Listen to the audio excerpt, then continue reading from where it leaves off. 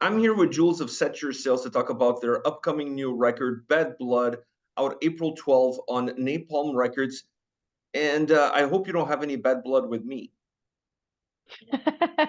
Not yet. We'll see. Oh, We'll okay. see. So the jury's still out. There's still a possibility. What? The jury's still out. There's still a possibility that you can get some bad blood towards me. Uh, no, man. I'm all good. Last time we talked, it was so cool because I don't know, we were reflecting things and I don't know. It was pretty cool, and no, there's not gonna be bad blood. No, Well, no. you No guys way. are back. You guys are back with a new record and continue to push forward the band, the sound, and everything that you guys do, which I really enjoy. I really enjoy the band. I really enjoy the sound. And this album, it wasn't a surprise to me because I knew what you guys had done with the previous stuff. So this album, it was just kind of like the continuation of that. But where do you see this album separating itself from what came before? I'd say it's like it's a lot different. It's definitely different. So I'd say like Nightfall is all about my fight with depression and being stuck in this very dark place and talk about all these intimate things. And with Bad Blood, I mean it's been almost 3 years since I wrote the lyrics for Nightfall.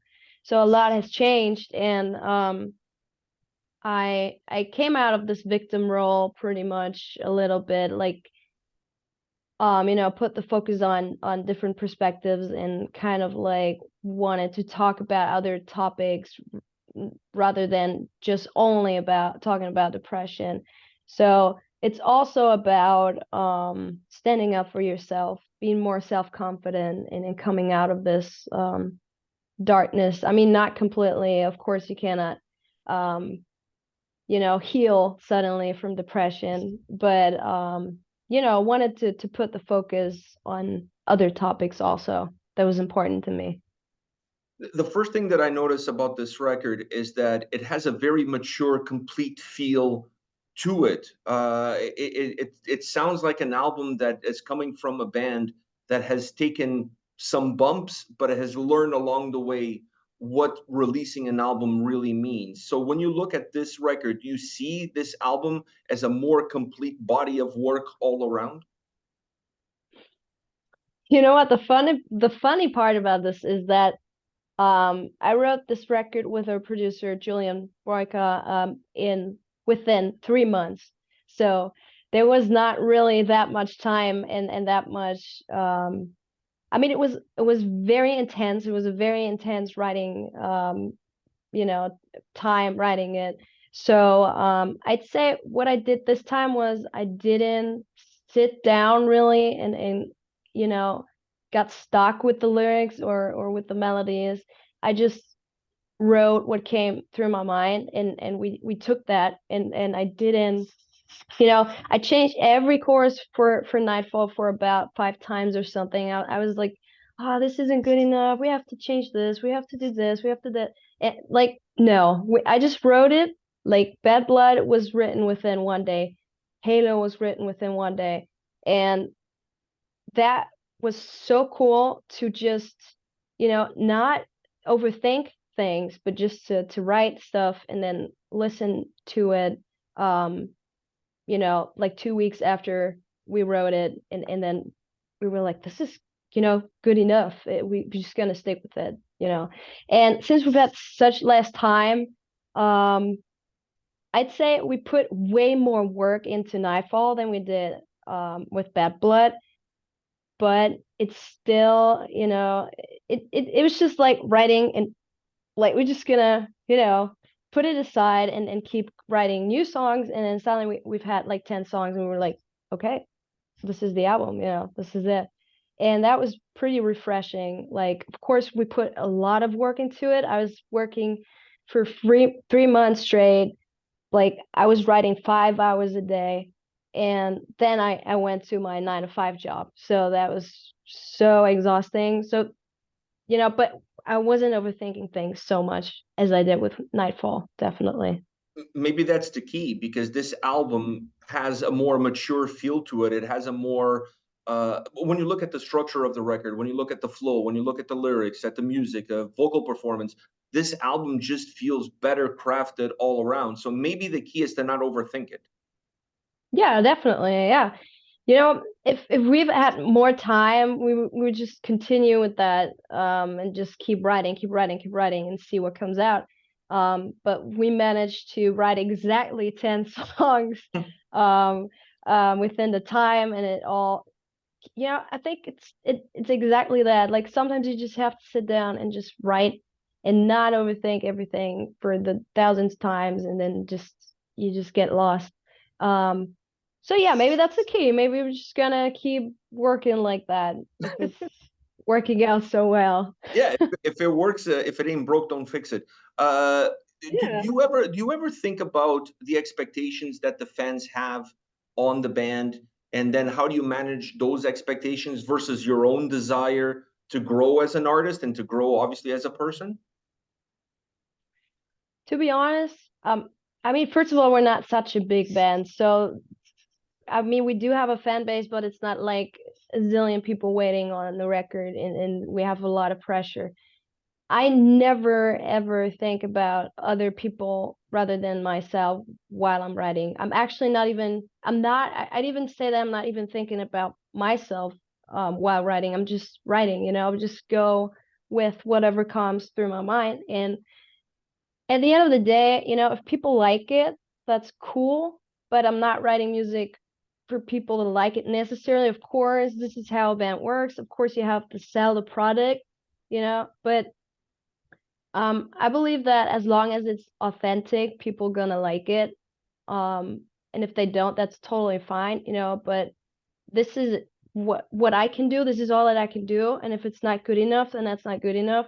And if it is, then that's cool, But I would never sit down on purpose writing songs because people would expect us to do this or that or whatever. I'm just writing music because I have shit going on in my mind and I have to put it out and to verbalize it, and that's the reason why I'm writing music, you know. It becomes therapy. Yeah, definitely. That's always what I'm saying, is self-therapy. And if you play songs which are very intimate and very important to you, and you play like 200 shows with the exact same songs over and over and over again, there comes a point in which you just walk off stage and think, wow, it didn't touch me the way it used to, and that's pretty good.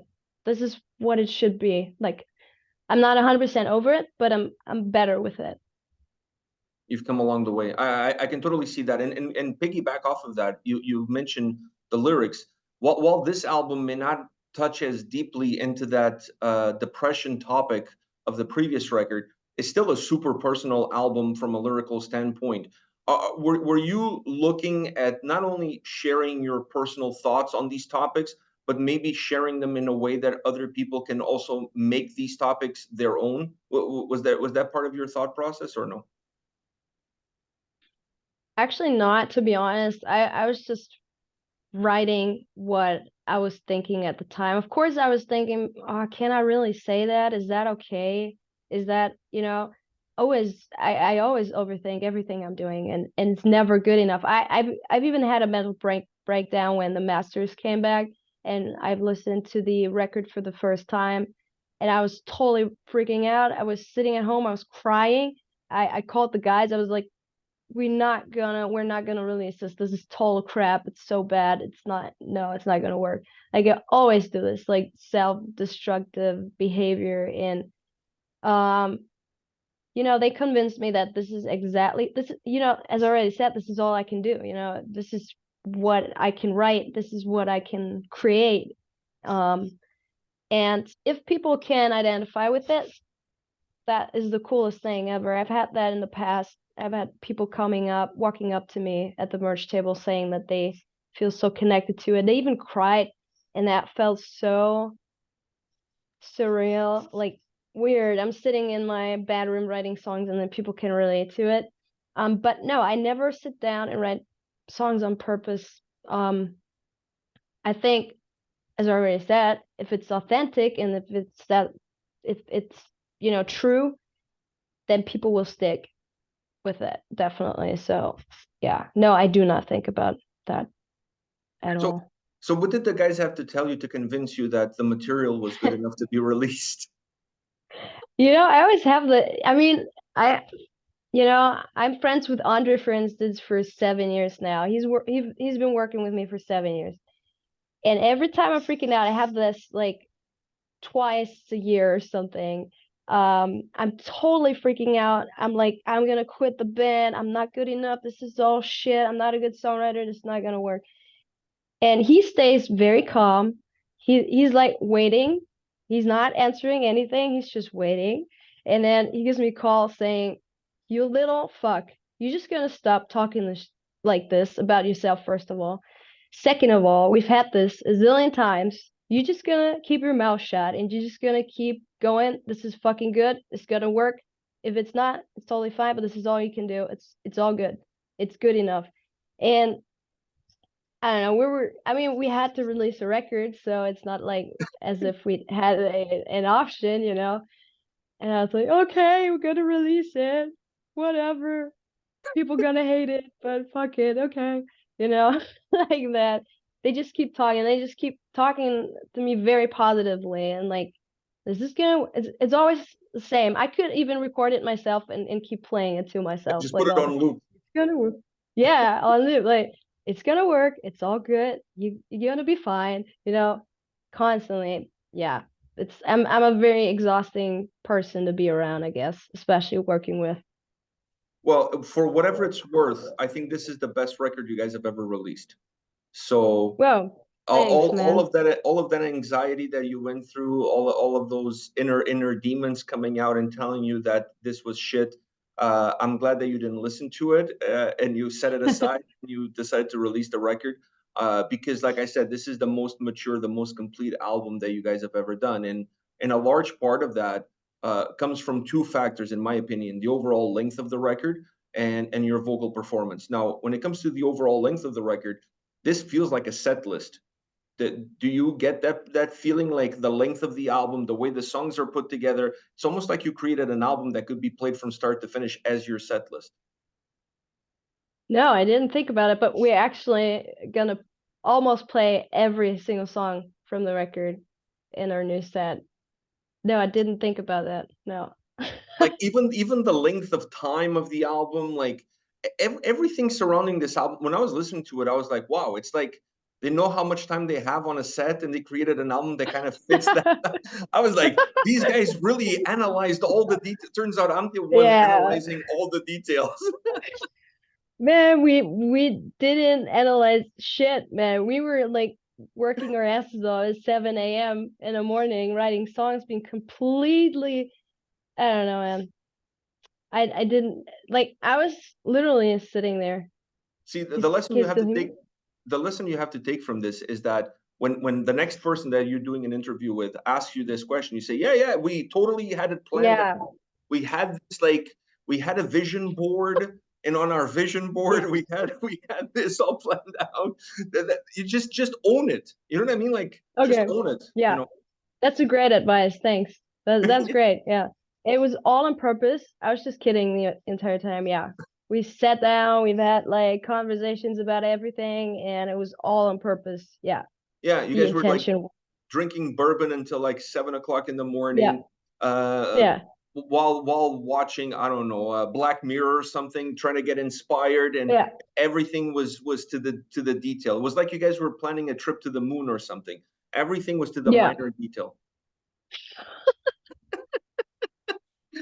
That's what you need to go with. That's really what you need to go with. Okay. Now, That's now nice. Okay, I'm just gonna keep that in mind. Yeah. just use it. Pretend that we never had this discussion and just kind of go All with right. it, and you'll be fine. The other side of things, like I mentioned, was your vocal performance. It's such a rich and dynamic album vocally. Now, when you're writing the songs, are you already thinking of how you're gonna deliver the vocals on those tracks, or that comes a little bit later to you in the process? No, I actually this time I started with the vocals with every single song. And the only thing I actually did on purpose was I wanted to add more layers of vocals and have like every chorus has like a choir in the background, which you do not really notice, but sometimes you do. And it has a lot of layers of vocals, a lot of harmonies. And that's something that I've wanted because I love it. I've heard it. I believe Memphis May Fire do it, or I Prevail. I guess I Prevail. It was I Prevail. And I've seen this reel, and they were showing how they layered vocals on their tracks, and I was like, dude, this is so genius. Like, you have these harmonies, these melodies, which you could create with synthesizers and stuff like that, but they did it with the vocals, and that made it so huge. It was so cool. And I was so fascinated by that, and I wanted to do every chorus like that. So yeah, actually, I was sitting in my place, and I cannot really be loud here, so I recorded the demo vocals like singing, like normally singing, and the screaming parts would be like like this. And so I sent the demo vocals to the guys, and I wasn't expecting them to understand fully where I was going to, but they were like, okay, great vocals, Jules. This is gonna be sick. You know, they were probably thinking I was going crazy or something. But yeah, I always think about how I'm gonna use the anger part, like the more aggressive parts, make it a little bit more dynamic. And it's all completely done. Once I go into the studio, I went to the studio for only 4 days. I did all the vocals within 4 days because I had the map in my head. I didn't want to go unprepared. So I had everything set up, even the harmonies, everything was already in my mind, was going on. I changed a little bit with my producer, but the main structures are already done. I know exactly where I want to shout, where I want to go softer, and where I want to add vocals, and it's all in my head somehow. Wow, that's really interesting. Now, when you're looking at yourself and those inner demons come out, and you're looking at yourself as a vocalist, and you look for room to grow and where can I improve? Which of those inner demons is the loudest in terms of telling you that you need to do better at this or do better at that? Vocally, so Yeah. what? Man, I don't know. I think I don't believe it's like something specific. It's just like doubting myself as a entire person, and like always believe that I'm not good enough, or what I'm doing is not good enough, or my vocals sound like shit. I don't even like listen to my own voice.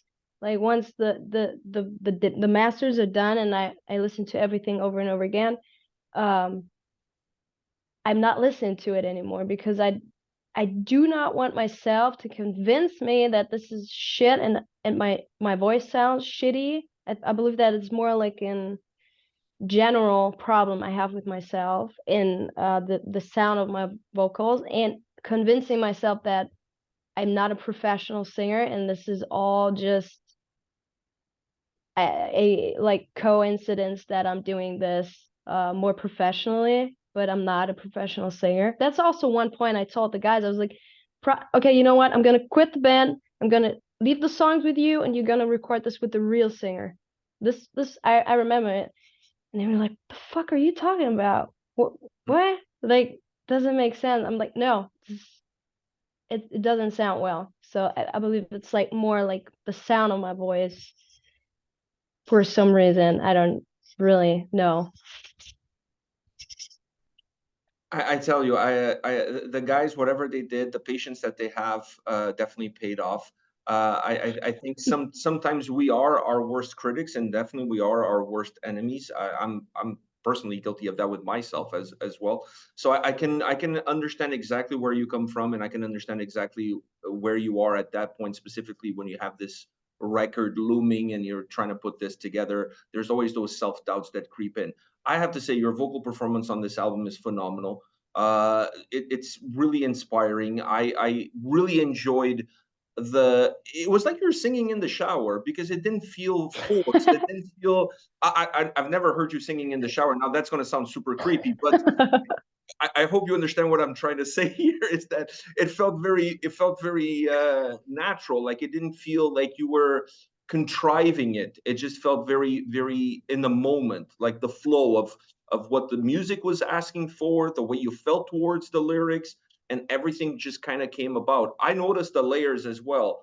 And I gotta say to you, two things that I noticed was on the vocal side, the layers were really cool because it gave the songs incredible volume. It made the songs feel a lot bigger. But the other side that I really enjoyed was that the guitars had so much predominance in the overall sound.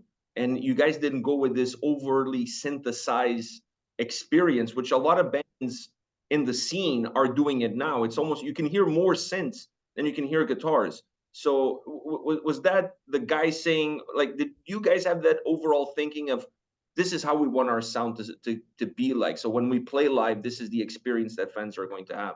Is there a discussion about those things? Not on this record because you know, since we've had only 3 months, the guys weren't really involved in the songwriting. I mean, they wrote songs which didn't make it to the record on the record.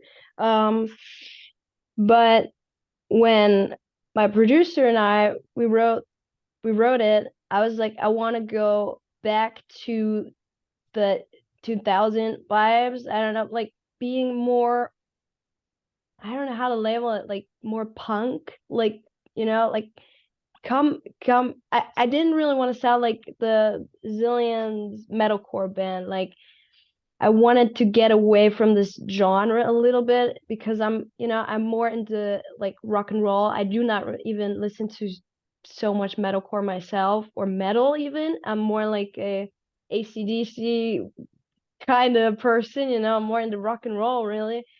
So I thought like I don't know, I do not really feel so like metalcore and have all the main structures. That's I mean, when we wrote Best of Me, for instance, it has this rock and roll pattern and it's on repeat. There's like a riff that no, that's a different song. Whatever, but it does have a rock and roll pattern.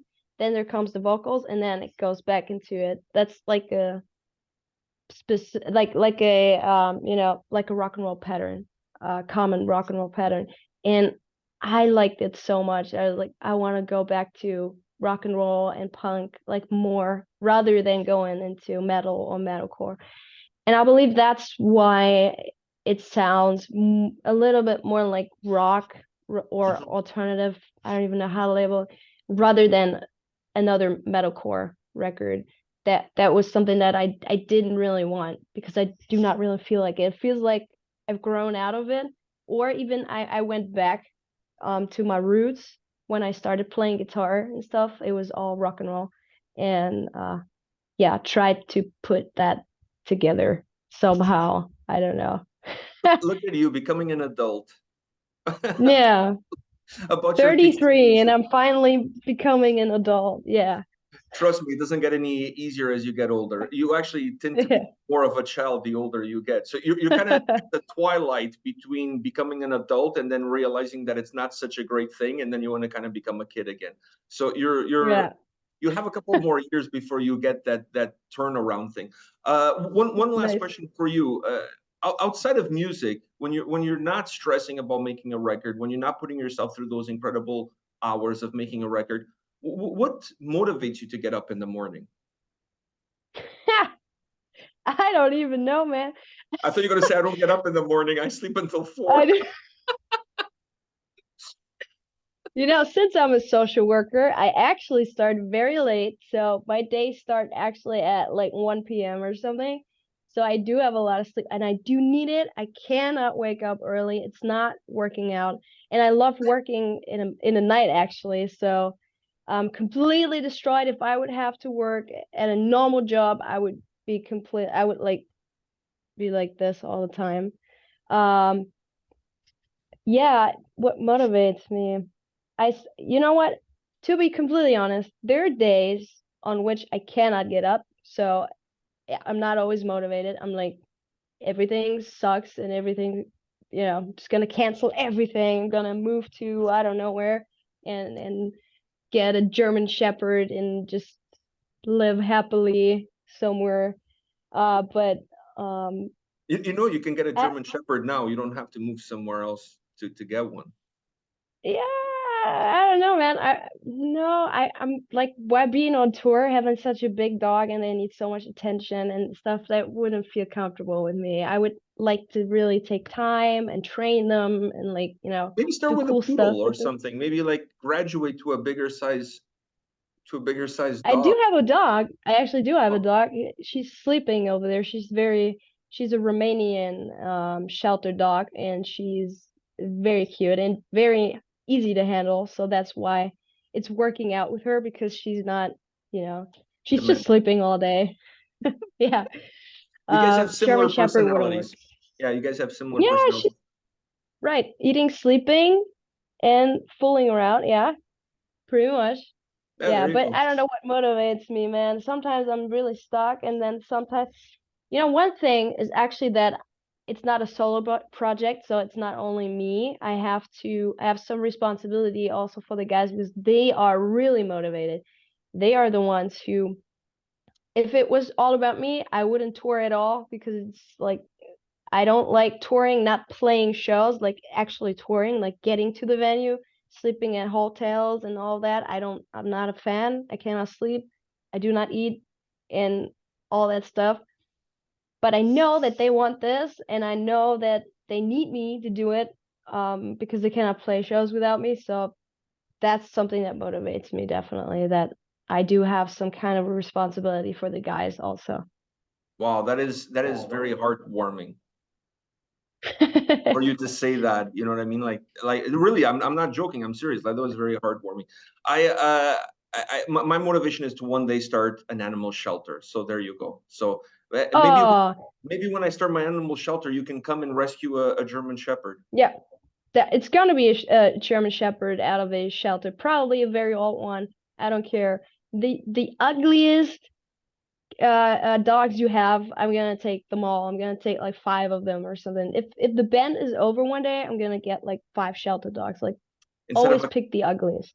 instead of a cat lady, you're going to be a dog lady, which is totally fine. I'm a bird person myself. I have 5 rescue birds in my house, so Nice, I'm all about the animals, and they definitely help me with my own issues with depression and anxiety. So I nice. definitely can understand that. So I hope this album financially opens the doors for you to get that German Shepherd that you've ever dreamed of. I really hope that this is the record that turns it around for you. And I wish you Thanks. nothing but long mornings of sleep until 1 o'clock and at least 8 hours a day so you can get that beauty sleep that we all need. Yeah. And Jules, thank you Yeah. so much for your time. It's always a pleasure. You don't look a Thank day you over so much 20. for having me. Yeah, I do look a little old. Look, it's Look at because my of the face. guys also. You Look at look my fresh, man. Come on. You look fresh as fuck. I don't. I don't. I'm aging like Yeah. bread. I wish I was aging like a fine wine, but I'm aging like bread. So I'm getting stale, and yeah, it's not good. Aging is not working out for me. Let me tell you, I didn't sign up for this shit when I was born. They should have told me that before, but it's not going well. It's really not. So, Man, you Jules, look pretty fresh for 30 years. Come on. 30. I wish. I wish. It's been downhill since I turned 18. Let me tell you. It was, I peaked really early. I peaked at 18, so it's been downhill ever since. 18 is tough, man. All right. All right. I see. 18 is Okay. tough. 18 is tough. Jules, a Yeah, man. pleasure as always. Thank you very much for your time. Thank you very much for your Thank music. you, man. And I hope to see you at some point in time at a show that you don't want to be at, probably with lack of sleep. Thanks, man. Then we gotta have a good wine, though. All right, we can do that. We can do that. All And talk right. about German All right. Shepherds. Yeah, for sure. For sure. All We right. will. All the All best. See right. ya. Thank you so much. Bye. Bye.